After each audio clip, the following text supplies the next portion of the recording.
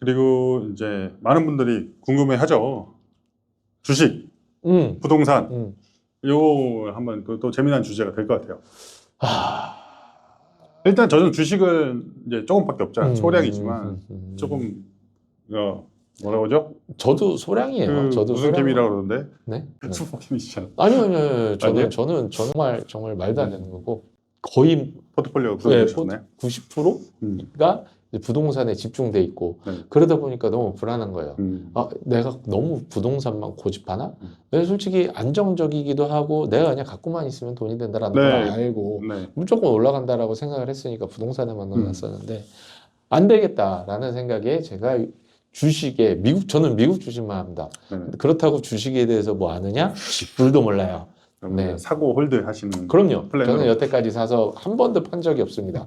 심지어 상패가 된 적도 있어요. 네네네. 상패적인 하시는 거 아니에요? 근데도 안 팔았어요. 그냥 뭐 어차피 끝난 거 뭐 그냥 갖고 있으면 올라가면 좋은 거고 아니면 말아라 이제 그런 마인드로 저는 좀 시작했던 것 같아요. 그래갖고 지금 제가 한번 오면서 내가 주식을 언제 했지 해봤더니 22년 11월에 돈을 조금 넣었더라고요. 22년 11월에 어떻게 보면은 첫 투자를 해서 이제 넣었었는데 한 번도 판 적이 없죠. 추가 매수는 하신 거죠? 있었습니다. 추가 매수는 좀 네, 추가 매수는 23년 6월에 한 번 하고 또 24년 몇 월이었더라? 봐야 되는데 한 번 했었어요. 그렇게 이제 추가 매수를 했었었는데 저는 운이 좋게 지금 어제 저녁? 어제 저녁에 이제 프리마켓 딱 봤을 때 한 70% 정도의 수익률을 보고 있습니다. 그래서 이제 저도 이제 주식을 조금 해야 되나 뭐 그런 생각이 들기는 해요. 근데 이제 처음에 이제 어쨌든 저희가 디파짓이라고 하는 종잣돈이 한정돼 있잖아요. 그거를 분산시키기에는 저희가 그게 큰 돈이 아니라 가지고 저는 이제 부동산을 택하기도 했고 주식은 보통 레버리지를 못 쓰잖아요. 근데 이제 회계사를 하면서 이제 레버리지를 배우게 됐고 이 레버리지를 꼭 써야 되겠다. 그래서 저는 이제 부동산을 선택하게 된 거거든요. 근데 이게 사실 부동산의 진입이 쉽진 않아요. 그죠. 어쨌든 아까 종잣돈이 왜냐면 이게 디파짓이 어느 정도 모여야 되는데 이 모아야 되는 금액이 상당히 큽니다. 그래서 저는 이제 지금 어떻게 보면은 이 자리가 20, 30대 분들한테 좀 조언하는 자리 같아요. 이게 물론 제가 하고 싶은 말은 정말 많아요. 2시간짜리 영상이 정말 많은데 지금 그냥 요렇게 요 주제로만 딱 따지면 내가 내 인력을 갈아 넣어서 그렇게 돈을 벌었다면 그거를 그냥 무조건 뭐 어느 정도 시드가 될 때까지 뭐 적금을 넣건 이런 것도 방법이기도 하지만 뭐 단돈 1,000만 원이라도 모으셨으면 주식에 넣어두는 것도 저는 나쁘지 않다고 생각해요. 대신에 저도 주식을 1도 몰랐어요. 주식을 1도 모르고 지금도 몰라요. 저는 그냥 뭐 하이리스크 하이리타 이런 거를 원치는 않았고요. 저는 좀 우량주에만 그래서 그냥 저는 우량주에만 했어요. 보통 ETF에 많이 투자하시게 되는 거죠. 저는 근데 ETF도 몰랐어요. ETF가 뭔지도 몰랐고 저는 그냥 그때 처음에 딱 했던 게 애플, 구글, 테슬라 뭐였지? 뭐 아무튼 이런 빅테크 아마존 뭐 이런 빅테크만 그냥 샀었어요. 근데 그게 뭐 물론 등락이 있었지만 이제 오래 보면은 결국에는 이렇게 하지만 결국에는 상향으로 가는 곡선을 그리고 있는 거죠. 그리고 어떻게 보면 22년 11월에 제가 시작을 했으니까 어떻게 보면 3년이 채 안 된 거잖아요. 3년이 채 안 됐는데 70%의 수익이다. 그리고 뭐 중간에 또 추가 매수를 한 것도 있으니까 그걸 따지면 실질적으로는 수익률은 더 된다고 보거든요. 왜냐면 그 전에 사놓은 것들은 거의 100% 가까이 돼요. 그러다 보니까 여러분들도 좀 너무 이런 스레드나 인스타에 나 이걸로 돈 벌었어 뭐 코인 이런 좀 뭐라 그래야 돼요, 잡주 이런 거 인생 한 방이야 이런 거 하지 마시고 제가 볼 때는 좀 그런 거에 좀 안정적으로 좀 투자를 하셨으면 좋겠어요. 정말 부동산에 진입하는 게 이제 허들이 많이 높아졌잖아요.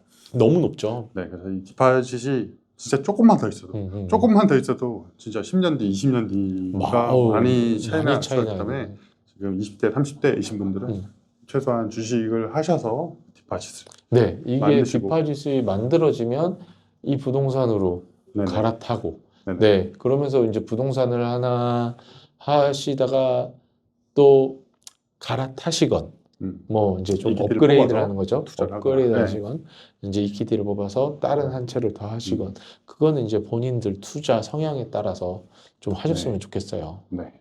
저희가 이제 모기지 브로커인데 이런 조언들도 많이 드리잖아요. 이제 대면으로 오시면 드릴 수 있지만 저희가 뭐 서면이나 이제 전화상으로 좀 드리기가 어렵긴 해요. 그죠. 왜냐면 그런 얘기를 듣고 싶어 하지 않으세요. 사실 많이 여쭤는 보시죠. 이제 네네네. 고객분들이 많이 여쭤보세요. 뭐 네네. 어떻게 어떤 집을 살까요? 막 이런 것들 여쭤보는데 그거는 사실 저도 대면으로 와야 그만큼 네네. 더 자세한 걸 보고 사실 상담이 저는 어떻게 보면 융자 상담이 아니라 어떻게 보면 설계 상담에 가까워요. 이게 내가 이걸 이렇게 얘기를 해도 되나 싶을 정도로 네, 제가 뭐 그렇다고 상품을 파는 건 아니니까요.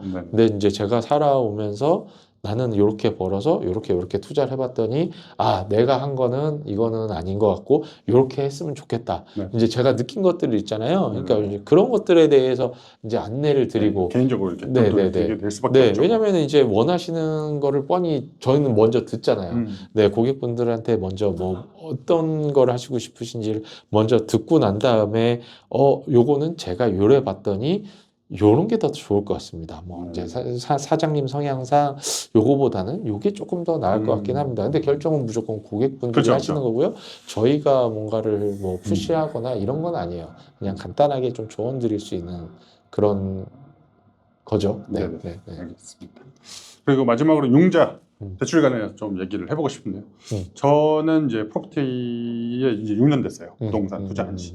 그러다가 자꾸 모기지 브로커가 되고 싶었던 게 이제 예전에도 그랬던 내가 뭐 고등학교 때 뭐 이럴 때도 그랬는데 이제 뭐 수학 공식을 풀면 너무 안에서 어떻게 돌아가는지가 알고 싶은 거예요.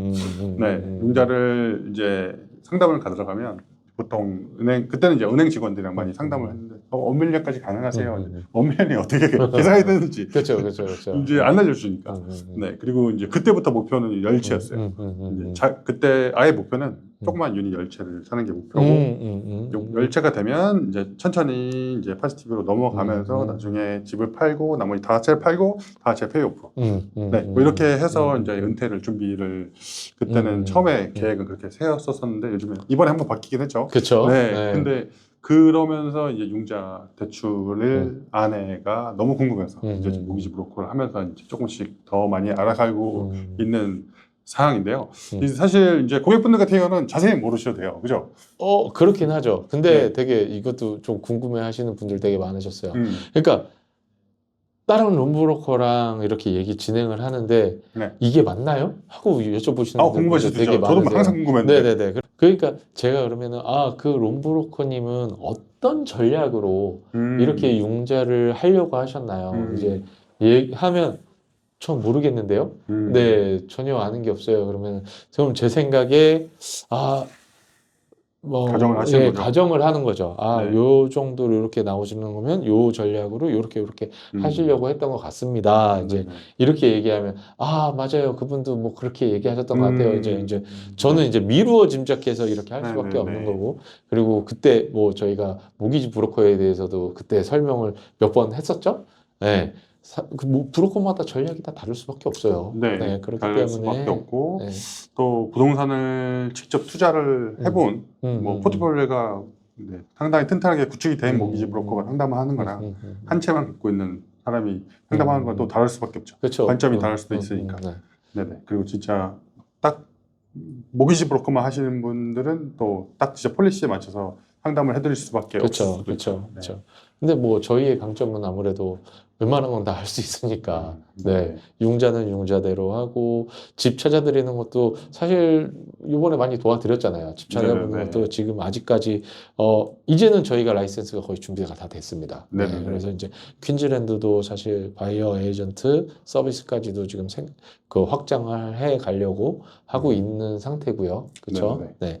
그래서 실례로 이번에 어쨌든 라이센스가 준비되지 않은 상태에서 저희도 테스트 겸 한 분 이제 브리즈번에 세트를 하셨는데, 네, 그분 상당히 많이 만족을 하셨었고, 네, 실질적으로 세 달도 안 됐죠? 두 달 만에 벌써 한 30만 불 네, 이상 상승을 했고요. 뭐 물론 지금 뭐 이렇게 태클 거실 수도 있죠. 뭐 부동산 지금 브리즈번 너무 핫하기 때문에 마켓에 핫해서 네, 운이 좋았네 이렇게 하실 수도 있는데요.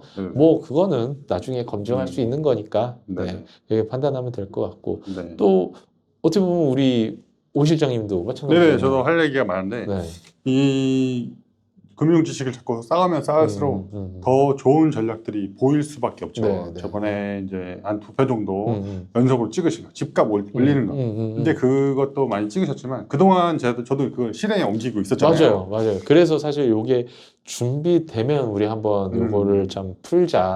네, 이렇게 생각을 했었었는데 뭐 간단하게 그냥 간단하게 뭐 짧게 정리하자면 한 이제 포인트는 한 3가지였어요. 이제 그렇죠. 괜찮은 집을 싸게 사는 거. 그렇죠. 네. 그래서 원래 한 1.7 정도 나온 거를 이제 내고를 잘 해서 1.615 정도에 엄청 구매를 하게 됐고요. 그때 또 저희는 또 그때 항상 말씀드렸지만 밸류에이션을 또 잘 할 수 있었기 때문에 그때 1.8 이상이었어요. 그렇죠. 그 일단은 은행 감정가나 1.8이 되는 집이었고 그게 마켓에 나온 지 좀 오래됐었고 그래서 이제 리얼터랑 얘기해 보니까 이걸 좀 더 조율해서 살 수 있는 상황인 것 같아서 조금 더 이제 강하게 푸시해서 가격을 좀 더 좋게 조율을 했고 그 다음에 먼저 레노를 하셨잖아요, 키아마를. 그렇죠. 그래서 계속 제 노하우와 이쪽으로 넘어가서 이제 많이 들어서 이제 어떻게 하면 높은 퀄리티로 은행에 봤을 때 좋은 퀄리티로 이제 돈을 적게 쓰면서 레노를 할 수 있는지.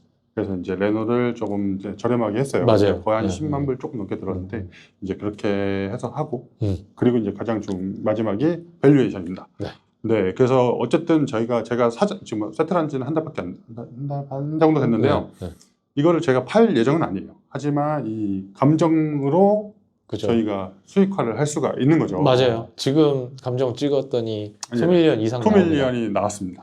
그래서 뭐 그냥 넷으로 봐도 만약에 1.8에서 샀다가 10만 불 투자했어도 10만 불이 이익이 나는 건데 저희가 1.615에 10만 불 들어가고 한 2, 30만 불 정도가 이퀴티가 한 달 만에 그냥 생겨버린 거죠. 한 달 만에 실질적으로 디파짓이 어떻게 보면 그냥 나와버린 거예요. 그렇기 때문에 저는 부동산 참 재밌는 마켓이고요. 이거를 내가 얼마나 더 아느냐에 따라서 그쵸. 정말 부를 늘려나갈 수 있는 그런 구조가 될 것 같습니다. 그래서 저 같은 경우는 이제 많은 경험을도 쌓았고 리스크 컨트롤이 돼서 이제 그리고 팀장님도 옆에서 많이 조언도 해주시고 해서 이제 과감하게 진행을 해서 지금 성공한 케이스인데 이게 처음 하신 분들은 어렵죠. 도움이 없으면 또 힘들 수 있어요. 저는 많이 도와주시는 분들이 있었기 때문에 진행이 가능했던 거기 때문에 이런 거는 독립적인 조언을 꼭 받으시고 진행을 하셔야 되고요. 하지만 이 융자라든지 호주 융자 시스템 그리고 저희가 처음부터 계속 얘기하던 호주 부동산을 왜 사야 되는지 이거를 빨리 이해하시면 저희가 항상 마무리에 멘트에 외치는 부자가 될 수 있습니다. 부자가 되는데 빨리 올라가실 수가 있습니다. 하고 싶은 얘기는 더 많아요. 정말 많은데 이게 또 뭐 꼰대 이런 소리 들을까봐 여기까지는 아닌 것 같고 저희가 세미나를 한번 개최하면 좋을 것 같습니다. 그것도 나쁘진 않을 것 같아요. 그래서 이제 관심 있으신 분들만 모셔서 아니면 이것도 진짜 좀 타겟을 좀 둬야 될 것 같아요. 뭐 20대, 30대 뭐 이런 세미나, 40대를 위한 세미나. 왜냐면 사실상 캐시플로우가 제일 많이 좋고 부를 쌓으려고 정말 본격적인 투자를 하실 수 있는 나이대는 40대라고 생각을 해요. 저는 30대 후반에서 40대 중반. 좀 많이 가서는 50대까지도 가능한데 웬만하면 이 투자는 사실 55세 이전에는 좀 끝내셔야죠. 55세 전에는 끝내놔야 좀 더 안정적인 이제 노후를 즐기실 수 있기 때문에 저도 그래서 지금 뭐 미친 듯이 부동산에 투자를 했던 이유고요. 근데 지금 저도 뭐 잘할 거라고 여러분들이 많이 보실 수 있겠지만 저도 실패합니다. 뭐 실패 없는 사람은 없어요. 이게 뭐 아무리 전문가라고 뭐 다 네. 할 수 있는 건 아닌 것 같고요. 그렇죠. 네. 그래서 리스크를 약간 분산해서 포트폴리오도 잘 구성을 해야 되는 것 같아요. 네. 그래서 다음에는 제가 이런 거 조심하세요. 제가 지금 하고 싶은 말이 되게 많거든요. 그런 것도 한번 제가 한번 올려드릴게요. 왜냐면 근데 얘기를 좀 하려고 그러다가 네네. 자료를 제가 다 지워버렸어요. 열받아가지고 그때 막 지워버려서 그 지금 자료가 있는지 모르겠어요. 그래서 예전 자료를 좀 뒤져가지고 제가 한번 이런 거 조심하셔야 된다를 지금 좀 경험하실 수 있게 한번 풀어드리겠습니다. 알겠습니다. 네. 여러분 모두 부자가 되는 그날까지 함께 하겠습니다. 네, NH그룹의 팀장 신동혁 실장 브라이언이었습니다. 감사합니다. 감사합니다.